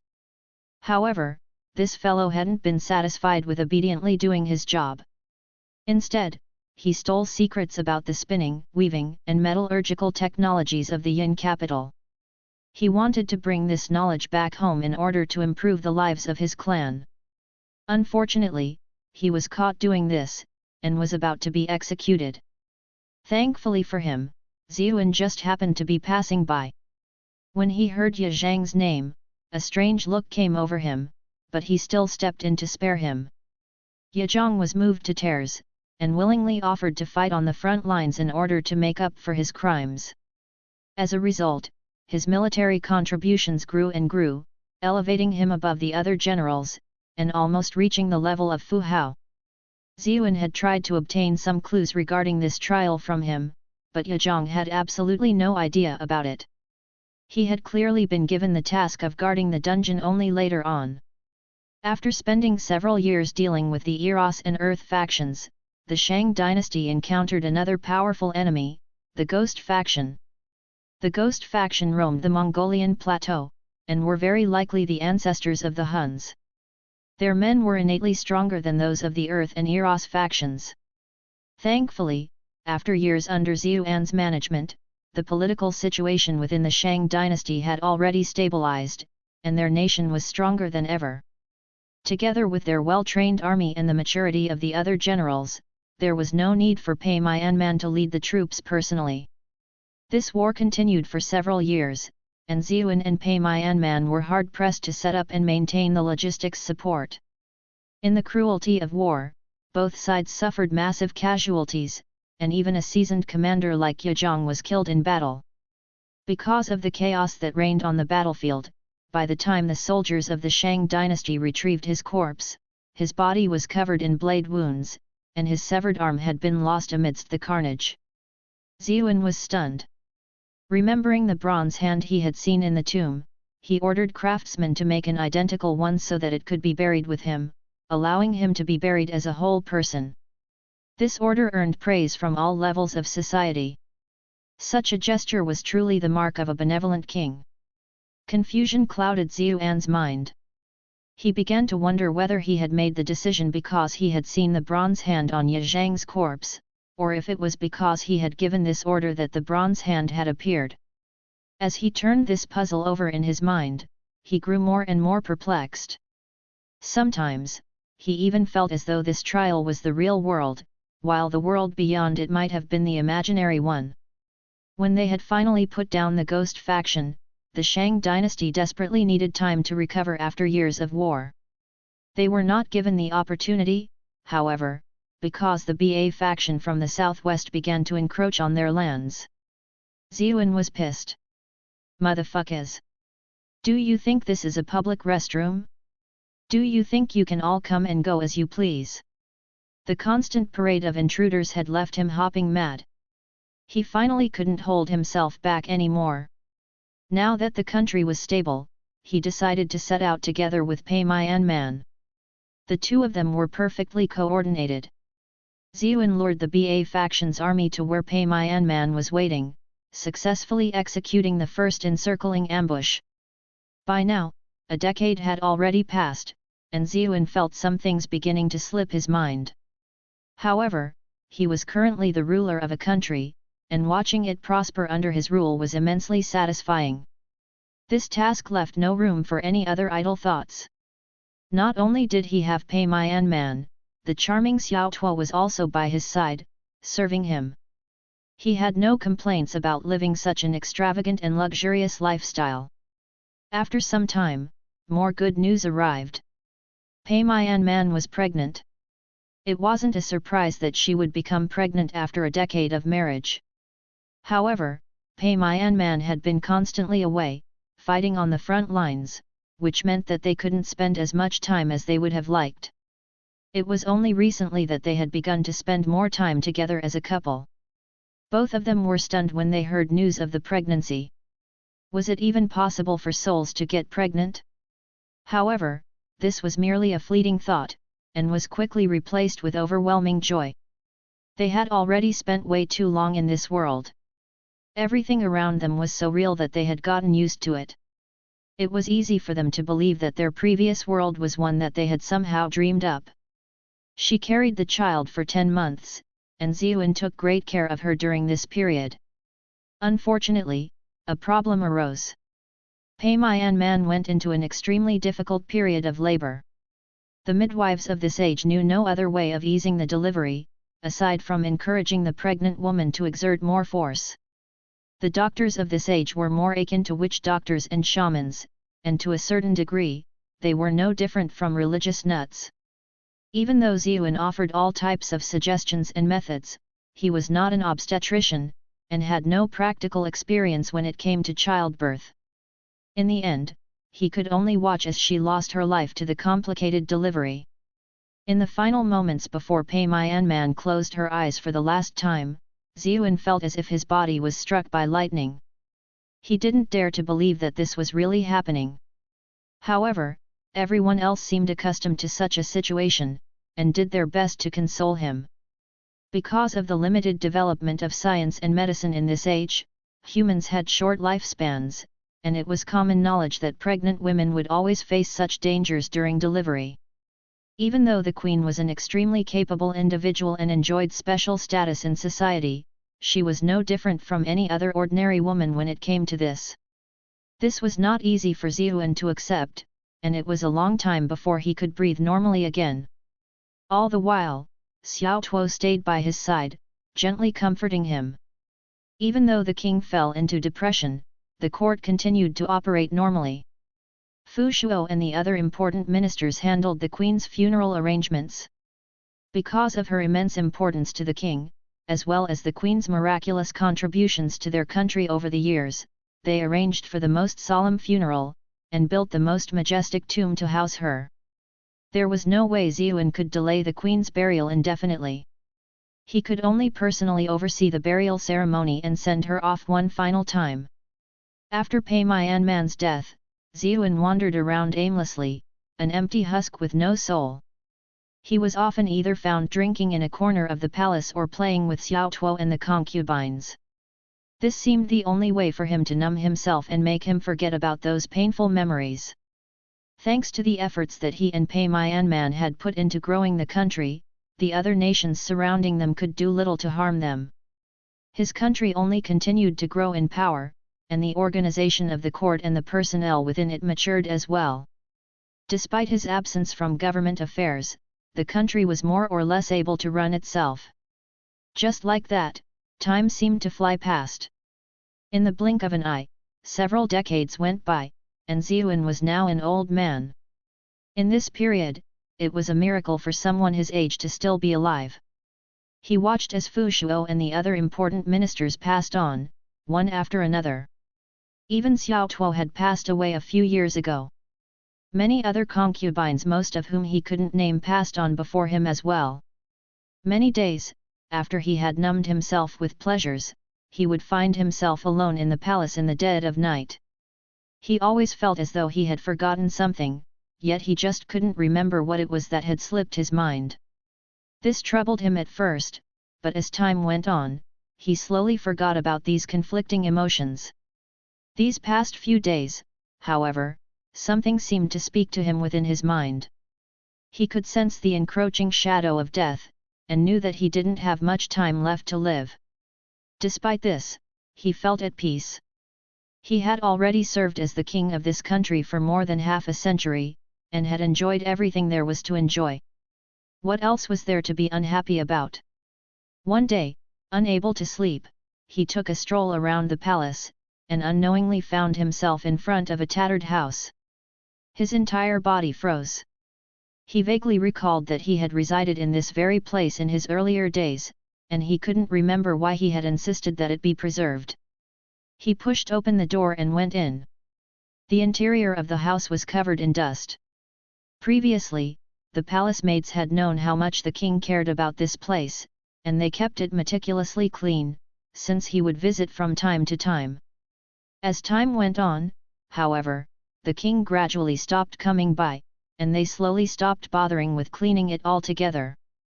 Ziyuan sat down by the bedside, wrapped in his own silence. Just as he got up to leave, he saw a glint of light. Something was reflecting the moonlight that was seeping in through the window.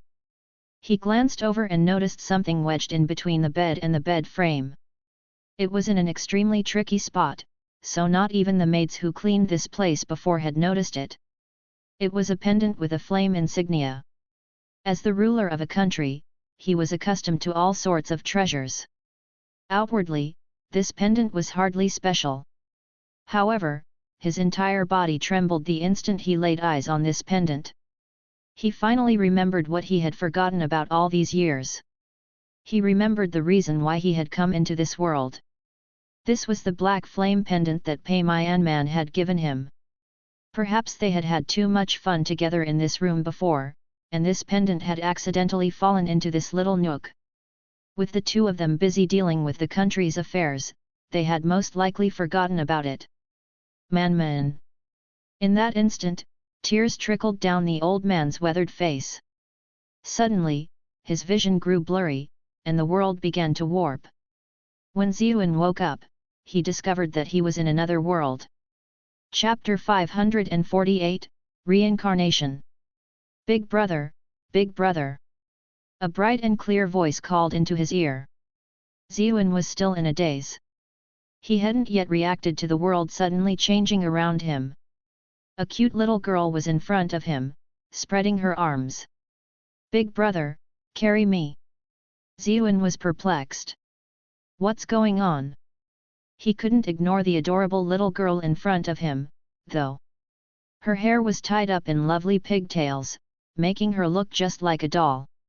He instinctively spread his arms to welcome this cute little child. You're the best, big brother.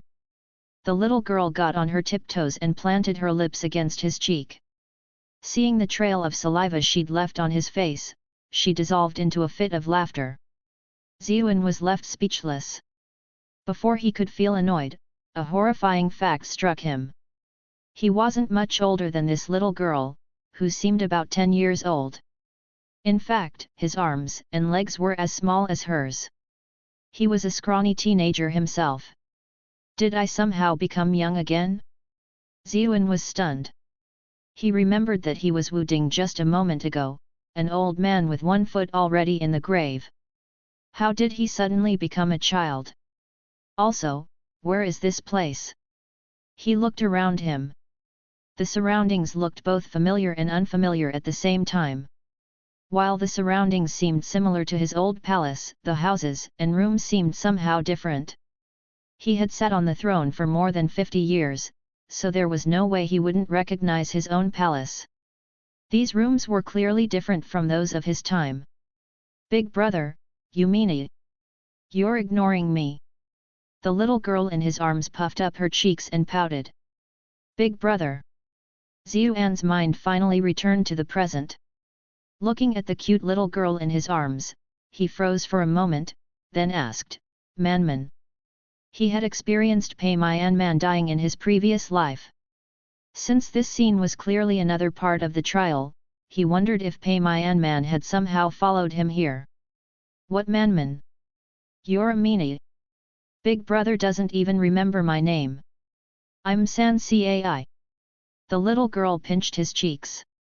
Even though she was angry, she was still so young that it didn't hurt at all. In fact, it actually felt rather good. San Cai. Ziyuan was momentarily stunned, but all of a sudden, memories began to pour in. His name was Xian, the son of the Shang King Wending. As for this Wending, after searching his memories, he concluded that Wu Ding was Wending's great-great-grandfather. He began to curse. He'd actually become the son of his grandson's grandson. What kind of nonsense is this? His memories informed him that he had 2 younger sisters. The younger one was the cute little girl in his arms, San Cai. He had another sister, who was slightly older, named Mu. Only now did he realize that there was another young lady standing at the railing.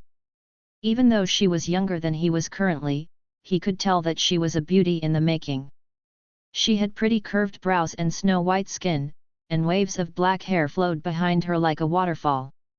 Her eyes were the most attractive part of her. They were enchanting, gleaming like the most precious of gemstones. From time to time, they seemed to ooze a slight, seductive charm. Bloody hell, she's only 10 years old, and she's already such a devilish beauty. What will she be like when she grows up? That young lady looked at him, and her expression grew slightly strange. However, she still bowed and spread her cherry-red lips to greet him. Big brother.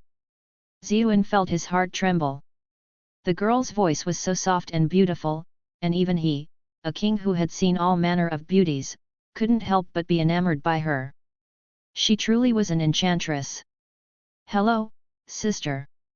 He replied. He pushed aside his distracting thoughts about her. He was trying to figure out just what the heck was going on. What was this section of the trial about? And where did Manman go? There was no way that she had really died in the previous part of the trial, right? His eyes grew red when this possibility occurred to him, and his heart felt so pained, it seemed about to burst. He could rely on alcohol and women to numb himself before, but so many memories returned when he'd found Pei Myanmar's pendant. The pain, which had been suppressed over several decades, surged so powerfully that he could no longer keep it under control. Big brother, why are you crying? San Cai noticed that something was wrong, and she quickly helped him wipe away his tears. Unfortunately, there was only so much that her little hands could do. She quickly called out to the other girl. Big sister, what's wrong with big brother? Did I make him mad at me? The other young girl Mu walked over to him, bringing with her a subtle, elegant fragrance. Big brother, are you okay? She asked gently. Ziyuan froze. In that instant, it felt as though it was Pei Myanmar asking him that question.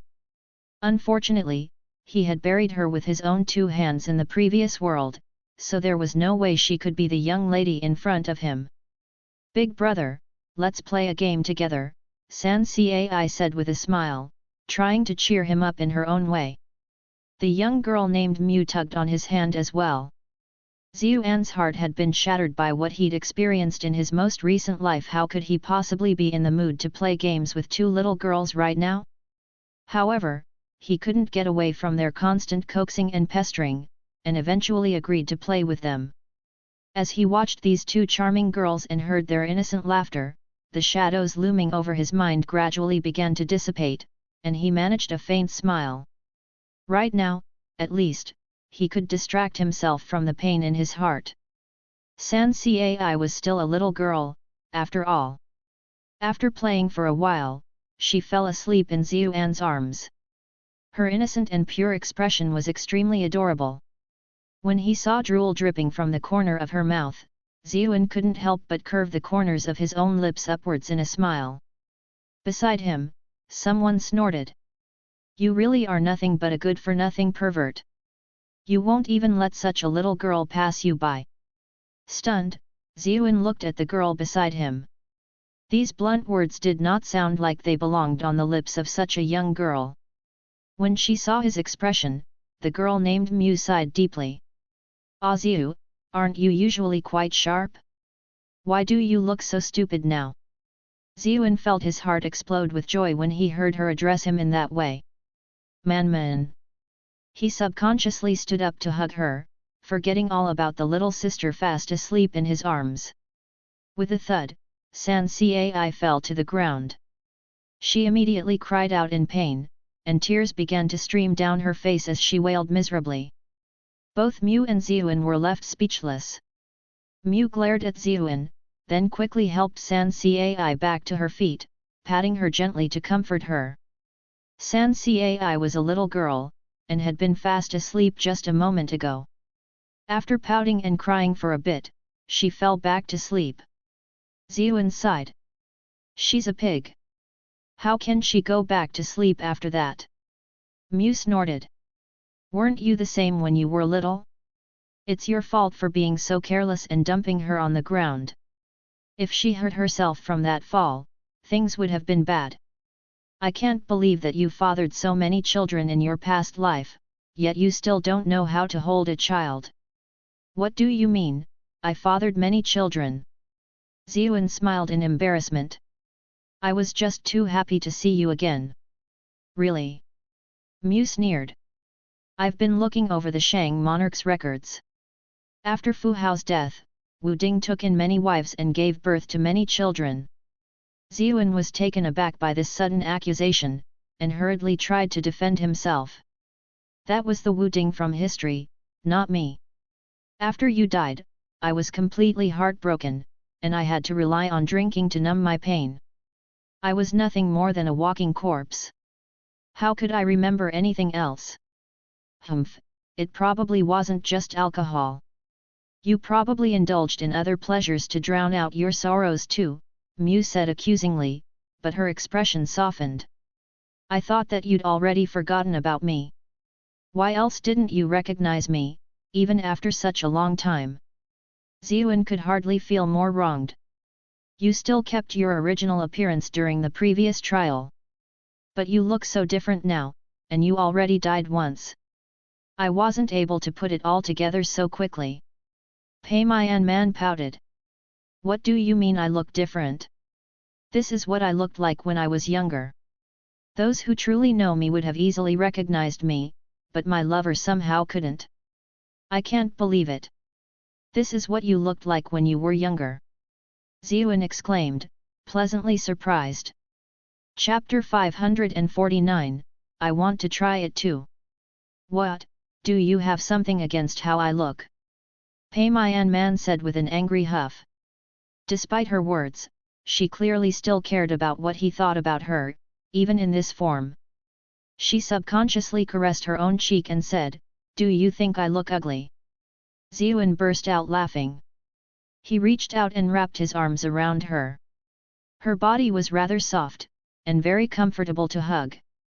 Someone who doesn't know you might think you're just fishing for compliments. If this is what is called ugly, then there are no attractive people in this world. Pei Man bit her lip. Then what about Chuyan? She said with an ambiguous smile. The two of them had already lived out an entire lifetime in the previous trial as husband and wife, and it was very difficult to distinguish between what was real and what was not. The name Chuyan seemed to call to him from a different life, but it helped to remind Ziyuan that all of this he was experiencing right now was merely a trial. Ziyuan chuckled as he looked into Pei Man's hopeful eyes. I have no idea what Chuyan looked like when she was a kid. Either way, you're the prettiest girl I know at this age. Pei Man snorted. Her eyes swirled with a charm that didn't match her current age. You're always so crafty. Ziyuan's heart stirred when he saw her beautiful smile. He could no longer hold back his decades of pent-up feelings, and slowly moved in to kiss her. Pei Man bit her lip. She said guiltily, Stop, you're my big brother now. Ziyuan was speechless. Are you really taking all of this seriously? We aren't true brothers and sisters. Pei Man blushed. Whatever the case, all of this is just too realistic. It doesn't feel different from the outside world at all. Whoever managed to make such an incredible trial must have been a genius. It's like something straight out of a fantasy story. It truly is extremely realistic. Ziyuan said, fear still lingering within him. I was almost trapped in the previous world. If I hadn't accidentally stumbled upon your pendant, I might have truly lost touch with reality. He proceeded to tell her everything that had happened in the previous trial. Pei Man listened to it all, sighing constantly. Manman, do you know how much despair I was in? You died from a miscarriage, and I couldn't find a way to complete the trial on my own. I could only numb myself to run away from the past. I had to make myself believe I was Wu Ding, treat everything else that had happened in the real world as a dream. That was the only thing that could make it more bearable. Ziyuan's tone was somber. Pei Man's hand gently caressed his cheek, and embraced him. Ah Ziyu, I thought that dying before you did was painful, but from what you've said, it seems like the one who lives on is the one who truly suffers. If our roles were swapped, I wouldn't have been able to take it. Thankfully, all of this is already in the past. Now that the two of us are back together, we'll overcome this trial. Given how things were, it was safe to assume that they had passed the first trial. Even though they didn't know what exactly was being tested, they at least found themselves at a new and most welcome beginning. Manman, I feel more motivated and at peace with you at my side. Ziyuan shivered when he recalled Pei Myanman's previous death. Pei Myanman's face turned red. I feel the same way as well. Her pure and beautiful expression tore down the last of Ziyuan's barriers, and he kissed her. The two of them had been separated by death. Pei Myanman couldn't hold back the emotions that welled up within her at this reunion, and kissed him just as fiercely. The two of them lost themselves in their affection, gradually growing more and more passionate.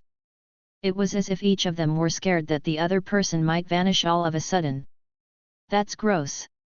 Are you two eating each other's spit? A soft voice interjected.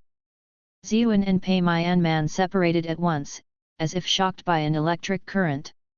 San Cai had already woken up, and was staring at them while pointing at their mouths. Pei Myanman pinched Ziyuan. It's all your fault. This was just too embarrassing. Ziyuan didn't know whether to laugh or to cry. How is this my fault? It's this brat's fault for spoiling our fun. San Cai, I think you've made a mistake. We were just hugging each other, Ziyuan said hurriedly, trying to cook up an explanation. Don't I always hug you as well? Do you think it's easy to trick me just because I'm a child? San Cai said, blinking. I saw what you were doing. Ziyuan felt a headache coming on. It was rather dangerous to have done what they did earlier. If this brat ended up telling anyone about it, it might erupt into a huge scandal. He didn't really care about his reputation in the world of this trial, and being shunned socially didn't really matter to him either. He was only afraid that it might influence the results of the trial, and cause him to fail.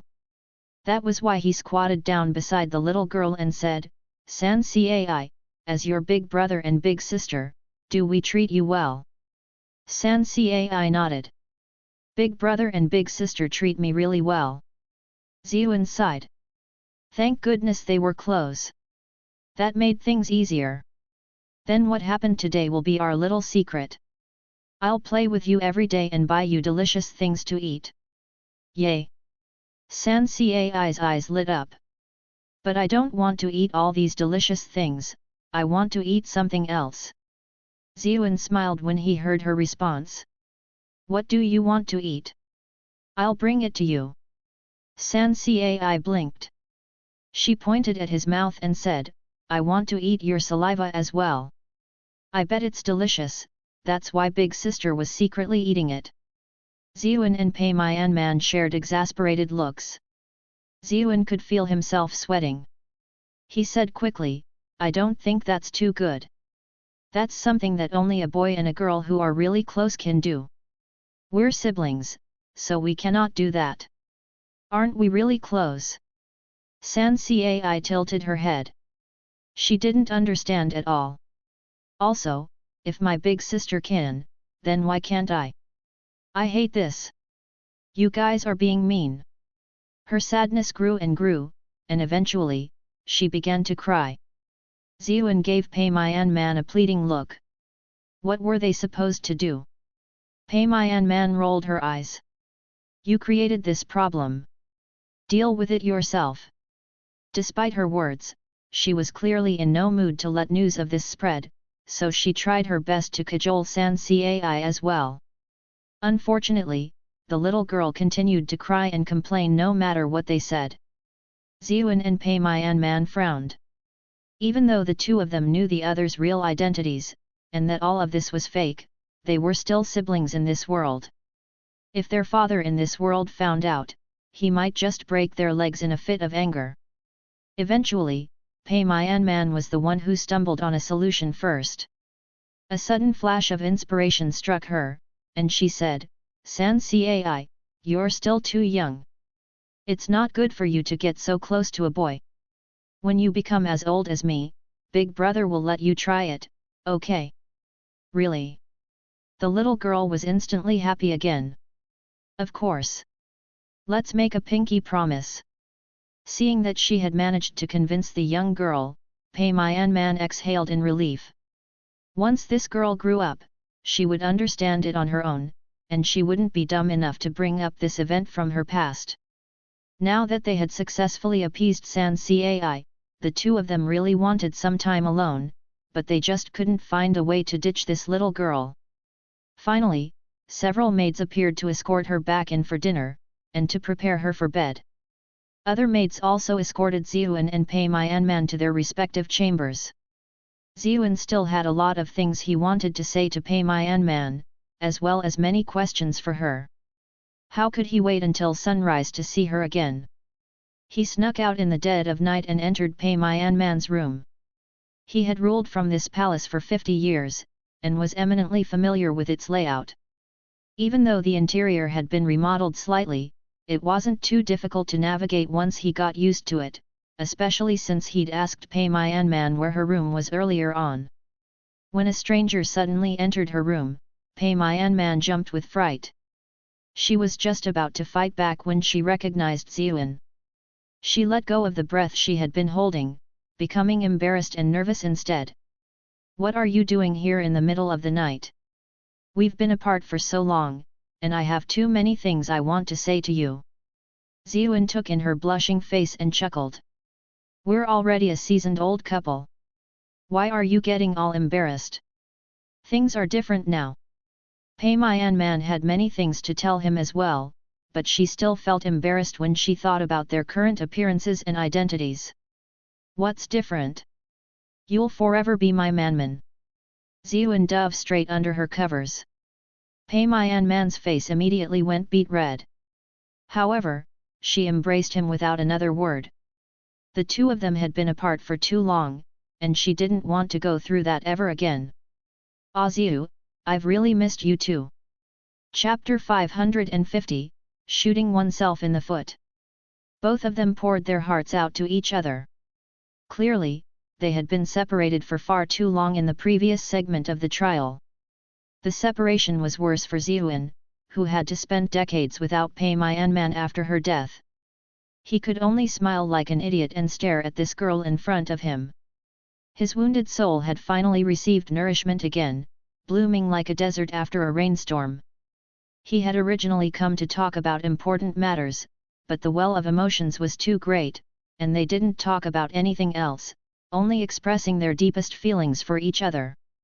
They spent the time extremely close to each other, their minds and bodies touching, and the temperature in the sheets gradually rose. Pei Myanman's breathing began to hasten. Her eyes started to blur, and a light blush suffused her cheeks.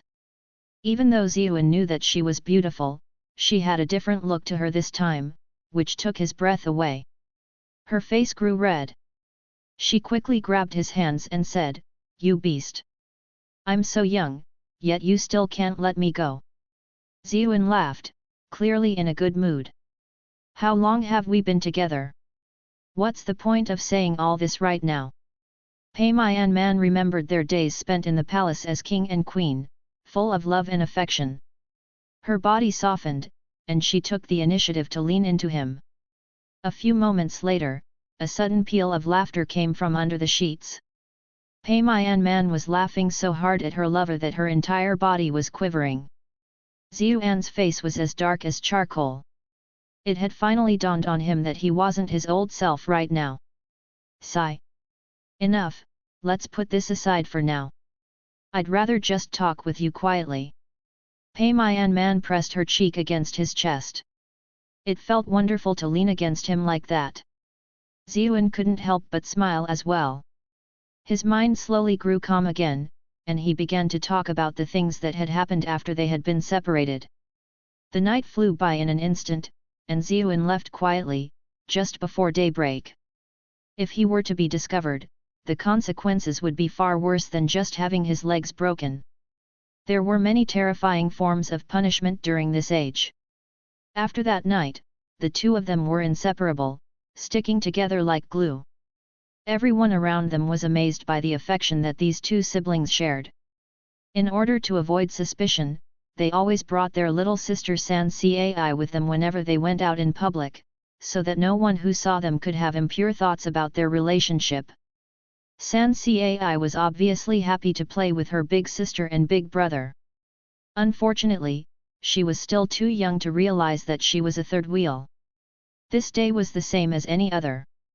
After they had brought San Cai around the palace and played with her for a while, they tricked her into playing with the mud by herself after the maids left. Going off to the side, Ziyuan and Pei Mianman began to converse. The childishness and immaturity they displayed in front of others completely disappeared, replaced by a mature seriousness. Ziyu, what do you think is going on in this part of the trial? Pei Mianman looked worried. Even though she knew that only moments had passed in the real world, this trial had already spanned several decades. They didn't want to be trapped in this trial forever, which was why, after several days of pouring out all their feelings and affection for each other, they gradually let their logical minds take over again, and began to discuss the main issue. I believe that the people of Zhou are still the key to this, Ziyuan said in a serious tone. The people of Zhou. Pei Mianman was momentarily shocked, but her memories started to return.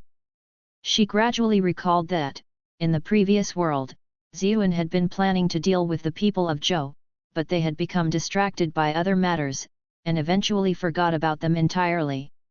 Indeed. Even though I don't have any concrete proof, I believe that I am right.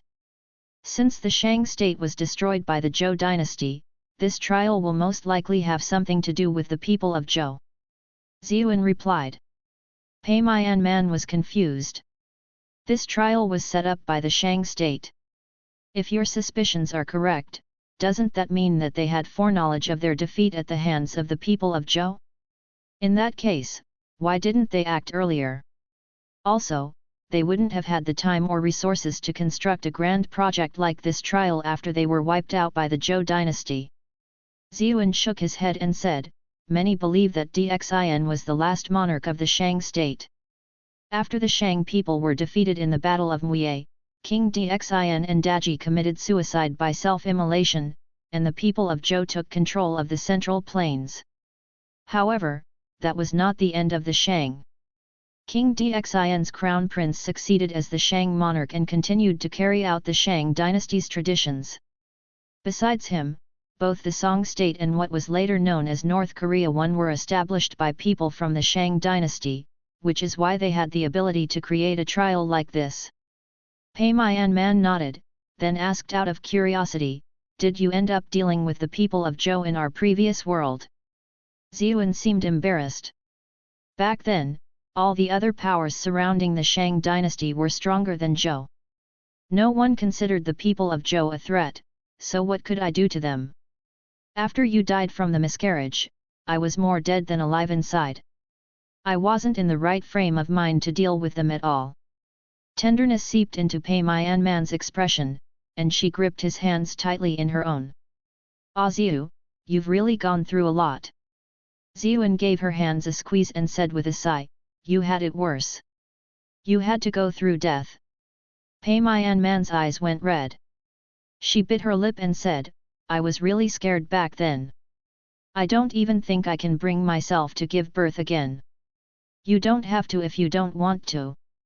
Don't we already have a cute young one right here? He glanced over at their little sister, who was covered in dirt, and they both laughed. Even though they were siblings in name, their souls were that of mature adults, and this little sister of theirs was like a daughter to them.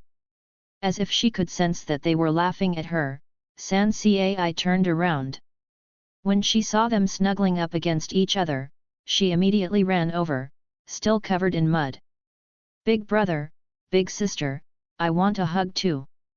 I want a hug. Another decade passed by in a flash, and Pei Mianman became more and more stunning, while Ziyuan recovered his usual handsome and confident appearance. Even San Cai, who used to be constantly covered in mud and drool, grew into an elegant young lady. To Ziyuan, time had passed by awfully quickly. 10 years should have been a long time, yet he felt like it had flown by in an instant. It was just like the TV shows in his original world. A young main character would be happily jumping and running around in the fields, then in the middle of all of that, a line of text would appear across the scene, 10 years later. In an instant, that kid would transform into a mature male lead. Ziyuan shook his head and threw this absurd thought out of his head. Even though these years had passed quickly, he and Pei Mianman hadn't wasted them idly, but spent the time studying the people of Zhou as much as they could. During Wu Ding's reign, even though Fu Hao had led an army of 13,000 men and defeated the Qiang faction, she did not have the ability to completely eradicate them. After years of war against the Shang dynasty, the Qiang faction split into several tribes which continued to harass the northwestern territories of the Shang dynasty from time to time. The Shang dynasty employed their vassal states to help deal with these tribes, and the Zhou state was one of these vassal states. After decades of war, the people of Zhou gradually set themselves apart from the other vassal states. With the Qiang faction scattered, a power vacuum developed within the Shaanxi and Gansu regions. The Shang dynasty was too far away to exert any meaningful control over this area, and so the territories of the Qiang faction were slowly swallowed up by the Zhou state. Of course, the people of Zhou weren't the only ones eyeing this territory. Other vassal states coveted this land as well. However, the leader of the people of Zhou at the time was named Ji Li. He was a powerful and domineering figure, leading his people in battles all across the region and seizing control of this massive territory for himself. He forged political marriages with the nobles from the Shang dynasty and maintained excellent relations with the other vassal states. It was said that he excelled at both war and diplomacy. Eventually, the ruler of the Shang dynasty named him leader of the western vassal states. Both Ziyuan and Pei Mianman were worried to see that the people of Zhou, who had once been so weak, had now grown into a powerhouse. They continued to advise their father Wen Ding to act against the people of Zhou. Perhaps because of their interference, or perhaps because he himself started to fear the influence and power of the Zhou state, Wen Ding summoned Ji Li to the capital city under some vague pretense, then fashioned an excuse to have him executed. Ziyuan and Pei Mianman were both left speechless by this sudden turn of events. They hadn't expected Wen Ding to be so direct and ruthless. The people of Zhou were already so powerful, and merely killing their leader did little to dent their strength. Instead, it cost the Shang dynasty the support of their remaining allies. The world of the Shang dynasty was littered with vassal states, all which naturally sympathized with Ji Li after seeing how he had been dealt with. Ziyuan knew that even though Ji Li was an exceptional figure, the Zhou state still had even more formidable kings, King Wen and King Wu, who were yet to make an appearance. Wen Ding, on the other hand, wasn't terribly concerned. Even the entire country, from the court down to the military leaders, did not consider the killing of a vassal state's ruler that big of a deal. This was what the Shang kings had done throughout history, crushing any vassal state who refused to submit. If their leader refused to obey, they would be dealt with. If the people of the state grew disgruntled and rebelled, then they were met with war. The fierce warriors of Yin capital were constantly ready to teach those vassal states how to behave. At the same time, the Shang dynasty required regular wars, as they needed large amounts of slaves to function. People were needed for both hard labor and as sacrificial offerings. But soon afterwards, it became apparent that they had miscalculated. The Yi people to the east of Huai River launched a powerful invasion. The vassal states that served as the Shang dynasty's eastern barrier crumbled under the assault. No one knew whether it was because Ji Li's unjust execution had drained these people of the will to fight, or because they just weren't up to the task. Either way, the people of Yi were closing in on the Shang dynasty. Bad news came from the west as well. The people of Zhou were infuriated by the sudden death of their innocent leader, and had taken to arms. Now that they had risen up in rebellion as well, the Shang dynasty was about to be pincered from two sides. Even though the Shang dynasty was powerful, the eastern invasion was too great a threat. If the people of Zhou attacked from the west as well, they might just be overwhelmed. At this time, the court ministers came up with a proposal. Since the relationship between the Shang dynasty and the Zhou state had always been good up until Ji Li's death, it would be possible to appease them by offering a political marriage as compensation. This way, the imminent threat from the west would be easily avoided.